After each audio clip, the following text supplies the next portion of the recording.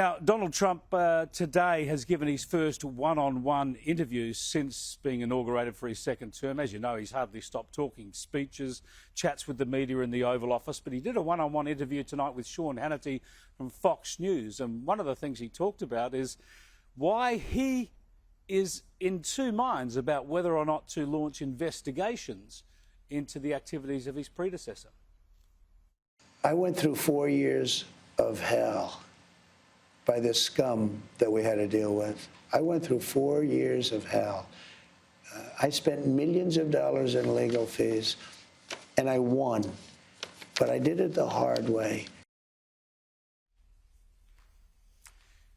There we go. Donald Trump saying he's been through 4 years of hell, and he's not certain whether he wants to put Joe Biden or anyone else through that. Let me bring in again our US analyst, Kristin Tate, joining me up here. Thanks for joining us, Kristin. What do you think about that? Donald Trump being quite ambivalent about whether there should be congressional or other inquiries into Joe Biden, even after he's pardoned all of his family. Well, that's part of what makes Trump so effective, is you never know what to expect from him. He doesn't show his cards. That's part of why he was so effective in his first term in foreign policy. Our adversaries never knew what he was going to do. 1 minute he was meeting with Kim Jong-un, the next he was dropping missiles on Syria. So he's kind of taking the same approach here, and it keeps the Democrats on high alert. I think also it's very clear Donald Trump is focused on the future, right? Yes. He's done so much, and he's launched so many. He's got so much on his plate. And I think maybe that's something he learned from the Democrats. They were so focused on the past, on him, that they lost sight of what they're doing. This is a bloke who wants to change the country in the future. Yeah, action, action, action. And what I've loved in terms of what he's done so far is so much of it is not just symbolic. These are real actions. You mentioned earlier in the show about the DEI mandates.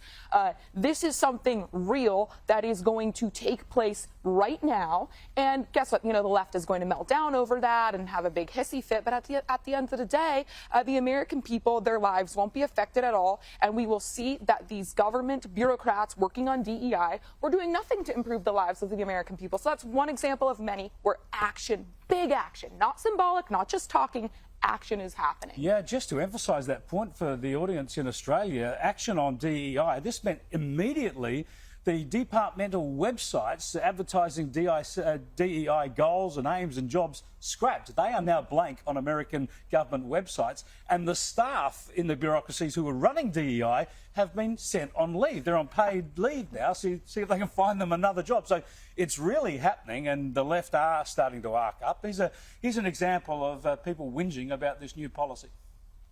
If they make good on their promise of wiping it out completely across government, this stands to impact a lot more Americans than many may realize. I mean, the Biden administration expanded DEI to also include people like women in the workplace, the pregnant women, military spouses, formerly incarcerated, caregivers, disabled vets are also under that umbrella of DEI. So when you talk about completely wiping out these programs, it's not just people of color. It's not just people within the LGBTQ community. It is a wide swath of Americans.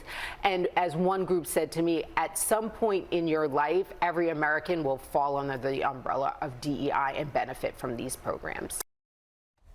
Kristin, this is just hilarious. You got to keep DEI because everybody's covered by DEI. So what's the point of DEI? No, the whole thing's ridiculous, and the left will try to scare Americans because of this. But again, we will see what will happen when you get rid of it, which is nothing. The American people won't see their lives any worse for it. And in fact, DEI can be dangerous when you're talking about putting people in charge of things like national security or our airspace because they check a box rather than merit. I love how Donald Trump has really emphasized merit in this administration.